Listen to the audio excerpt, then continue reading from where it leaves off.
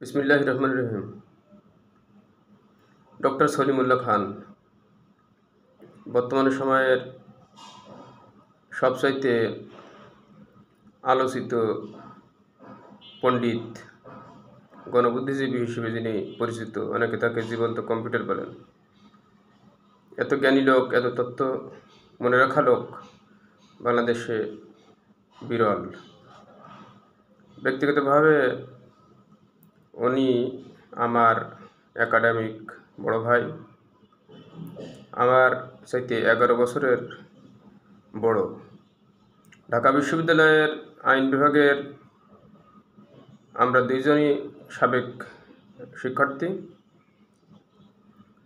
উনি 10ম ব্যাচ, আমি 21তম ব্যাচ। ব্যক্তিগতভাবে আমি ওনার খুবই ভক্ত এবং ওনার লেকচার আমি শুনি এবং জ্ঞান লাভ করি। ওনার সাথে যদিও আমি দেখা করার সুযোগ পাইনি, অনেক চেষ্টা করেছি, কিন্তু ওনার সাক্ষাৎ লাভের সৌভাগ্য এখনও আমরা হইনি। তো যাই হোক, উনি অনেক সম্মানী ব্যক্তি এবং শ্রদ্ধাভাজন। তবে একজন ব্যক্তি তো আর সব দিক দিয়ে পরিপূর্ণতা অর্জন করতে পারে না। তার চিন্তা চেতনা সাথে অনেকের হয়তো বৈপরীত্য থাকতে পারে। আমি ওনার প্রত্যেকটা স্পিচ অত্যন্ত গভীর মনোনিবেশ সহকারে আমি শুনি, হৃদয়ঙ্গম করি। মাঝে মাঝে অনেক বিষয়ে আমি একমত হই, মাঝে মাঝে কিছু বিষয়ে আমার দ্বিমত পোষণ করি, কিন্তু ওনার কোনো বিষয়ে আমি প্রকাশ্যে এখনও কথা বলিনি। তবে একটা বিষয় গতকাল আমার দৃষ্টিগোচর হয়েছে, যেটা সম্পর্কে আমি ইতিমধ্যে আমার মতামত আমি প্রকাশ করেছি সামাজিক যোগাযোগ মাধ্যমে, যার কারণে এই বিষয়টি সম্পর্কে দু একটি কথা বলতে আমার ইচ্ছা হচ্ছে।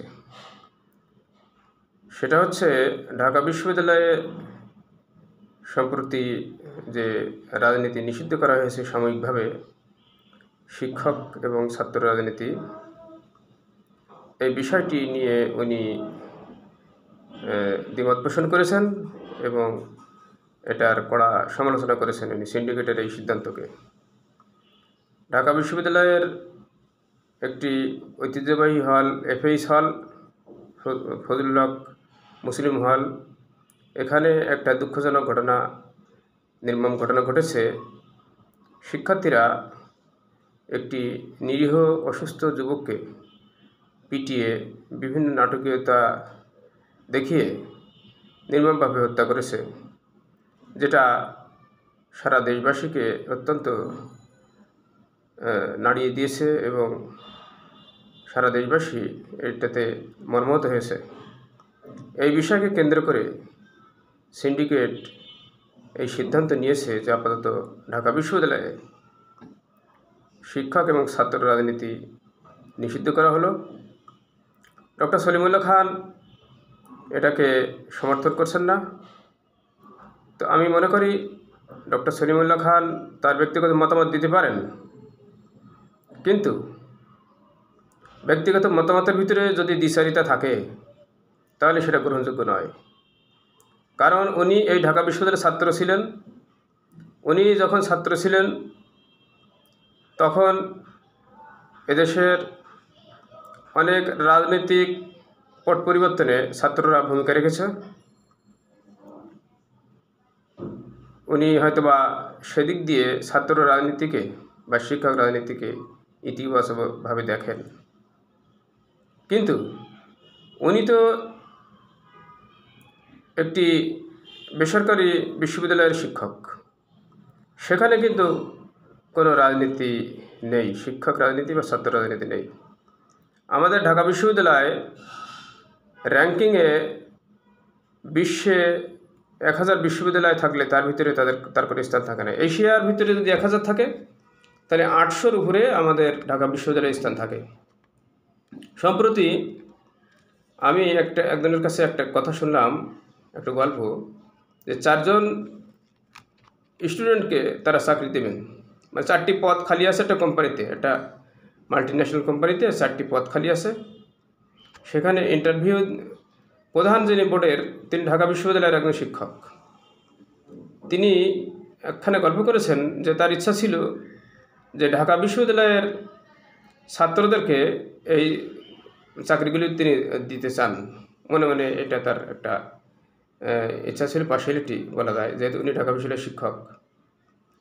তারপর যখন ইন্টারভিউ হলো, তখন দেখা যাচ্ছে যে ঢাকা বিশ্ববিদ্যালয়ের ছাত্রদের চাইতে সাধারণ জ্ঞান বা দক্ষতায়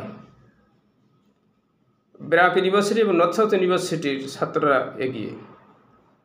তো 4টি পদের উনি কোনো প্রকারে একটি পদে ঢাকা বিশ্ববিদ্যালয়ের একজন শিক্ষার্থীকে সিলেক্ট করলেন, আর 3টা পদের 2টা করলেন ব্র্যাক ইউনিভার্সিটি আর একটা নর্থ সাউথ ইউনিভার্সিটি। অর্থাৎ যে বেসরকারি বিশ্ববিদ্যালয়গুলি আছে বাংলাদেশে, এখন ব্র্যাক ইউনিভার্সিটি বা নর্থ সাউথ ইউনিভার্সিটির শিক্ষার পরিবেশ, অনেকে বলতে চান যে ঢাকা বিশ্ববিদ্যালয় চাইতে তাদের শিক্ষার পরিবেশ ভালো, শিক্ষার মান ভালো, এবং সেখানে কিন্তু ঢাকা বিশ্ববিদ্যালয়ের অনেক শিক্ষক সেখানে পার্ট টাইম শিক্ষকতা করেন। আর ঢাকা বিশ্ববিদ্যালয়ের শিক্ষকরা যে রাজনীতি নিয়ে থাকেন এবং ছাত্ররা যে রাজনীতি নিয়ে থাকেন, এখানে শিক্ষার পরিবেশ আন্তর্জাতিক মানে উন্নীত হওয়া থেকে অনেক দূরে। কিন্তু একই টিচাররা অন্য বিশ্ববিদ্যালয়ে গিয়ে কিন্তু সেসব বিশ্ববিদ্যালয়কে ভালো সুনাম অর্জন করাচ্ছেন। এখানে এসব শিক্ষকদের ভিতরে দ্বিচারিতা লক্ষ্য করা যায়। তারা অন্য ক্যাম্পাসে গিয়ে রাজনীতি করবেন না, কিন্তু ঢাকা বিশ্ববিদ্যালয়ে এখানে তারা রাজনীতি জিয়ে রাখতে চান। আমি ঢাকা বিশ্ববিদ্যালয়ের ছাত্র ছিলাম 1993-94 শিক্ষাবর্ষে। আমি 7 বছর ক্যাম্পাসে যেটা দেখেছি, ছাত্ররা যারা রাজনীতি করে তারা ছাত্র বান্ধব এমন কোনো কর্মকাণ্ড করেন না যাদের মাধ্যমে ছাত্রদের শিক্ষা বা সাধারণ জ্ঞান বা দক্ষতা, তাদের অভিজ্ঞতা বা অন্যান্য দিক থেকে অনেক যে গুণাবলী অর্জনের বিষয় আছে, ছাত্র রাজনীতি বা ছাত্র সংগঠনের দ্বারা সে বিন্দুমাত্র কোনো উন্নতি ছাত্রদের হয় না, বরঞ্চ তারা ছাত্রদের শিক্ষার পরিবেশ নষ্ট করে, জোর করে মিছিলে যেতে বাধ্য করে। আমি যখন ঢাকা বিশ্ববিদ্যালয়ে ভর্তি হই, তখন বিএনপি ক্ষমতায় এবং ছাত্রদল ঢাকা বিশ্ববিদ্যালয়ের 14টি হলের ভিতরে 10টি হলে তারা তাদের নিয়ন্ত্রণে ছিল, 4টি ছিল ছাত্রলীগের দখলে। তারপর আওয়ামী লীগ যখন 96 সালে ক্ষমতা আসলো, তখন ছাত্রলীগ এসে সবগুলি হল দখল করে নিল। আমি ব্যক্তিগতভাবে কোনো ছাত্র সংগঠনের সাথে ছিলাম না, কোনো রাজনীতিতে সম্পৃক্ত ছিলাম না, কিন্তু ছাত্রদল আমাদেরকে জোর করে মিছিলে নিতে বাধ্য করত, নাইলে মারধর করত, ভয়ভীতি দেখাতো, রুম থেকে বের করে দিত, এবং এই হল বাণিজ্য তারা করত, এবং তারা ক্যান্টিনে ফাও খেত। প্রায় অর্ধশতাধিক স্টুডেন্ট নেতাকর্মী তারা ডাইনিংয়ে কোনো খাওয়ার বিল দিত না, যার কারণে ডাইনিংয়ে খাবারের বিল, খাবারের মান, মূল্যমান বেড়ে যেত এবং মান ঠিক রাখতে পারত না। এ ব্যাপারে আমি একটা সাক্ষাৎকার দিয়েছিলাম। এখন যিনি কনক সরার, উনি বাইরে সাংবাদিকতা করেন, উনি একটা রোববার বলে একটা পত্রিকা ছিল, সেখানে আমি তখন আইন বিভাগের 3য় বর্ষের ছাত্র, উনি একটা সাক্ষাৎকার নিয়েছিলেন। সেখানে আমি শুধু বলেছিলাম যে ক্যান্টিনে খাবারের মান কেমন, মূল্য কেমন। এতে করে উনি অন্য কোনো ছাত্রের রেফারেন্স দিয়ে হোক, যাই হোক, প্রায় 60-70 জন ফাও খায় ছাত্রদলের নেতাকর্মী, এই রিপোর্টটা উনি করেছিলেন, আমার যতটুকু মনে পড়ে, কনক সরার নামে। তারপর এইটা যখন পত্রিকা আসলো, তখন ছাত্রদলের ক্যাডাররা আমাকে 5 তলায় নিয়ে ছাদের পরে নিয়ে গেল, আমাকে ঘরে টর্চারিং করবে, আমাকে ছাদের পর থেকে ফেলে দেবে, এরকম একটা মারমুখে 10-12 জন ক্যাডার নিয়ে আমাকে গেল। তখন আমার জিজ্ঞাসাবাদে তারা জানলো যে আমার ফুফাতো ভাই মুকুল তখন ছাত্রদলের ক্যাডার। তো তার পরিচয়ের কারণে আমার আর কিছু হয়নি। তো আমি দেখেছি স্বাধীনতা পূর্ববর্তী যারা ছাত্র সংগঠনের গণঅভ্যুত্থান ঘটিয়েছেন, তারা পরবর্তীতে যারা নেতৃত্ব দিয়েছেন তারা অনেকে হারিয়ে গেছেন বা অনেকে স্বৈরাচারের দোষর হয়েছেন, অনেকে বাকশাল মানে বিভিন্ন ধরনের নেতিবাচক রাজনীতিতে তারা সম্পৃক্ত হয়েছেন। পরবর্তীতে আমরা যখন ক্যাম্পাসে আসলাম তখন আমরা দেখেছি যে এই যারা ছাত্র সংগঠন করে তারা ছাত্রদের কোনো উপকারে আসে না। যে দুটি আন্দোলন সম্প্রতি চাঞ্চল্য সৃষ্টি করেছে, কয়েকটা আন্দোলন, কোটা বিরোধী আন্দোলন, এই বৈষম্য বিরোধী আন্দোলন, এগুলো কিন্তু কোনো ছাত্র সংগঠনের ব্যানারে না। এখানে কিন্তু রাজনৈতিক দল বা রাজনৈতিক ছাত্র সংগঠন বা শিক্ষা রাজনীতি বা ছাত্র রাজনীতির কোনো প্রতিফল না। এটা সাধারণ ছাত্রদের, সাধারণ মানুষের ভিতর থেকে এটা হয়েছে। এবং দেশের বড় বড় যে সমস্ত এই যে সড়ক আন্দোলন হয়েছিল, এখানেও কিন্তু কোনো ছাত্র সংগঠনের অবদান ছিল না।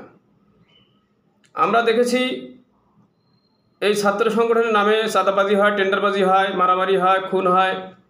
আমাদের এক বন্ধু আরিফ নামে ছাত্রদলের, তাকে খুন করা হয়েছিল।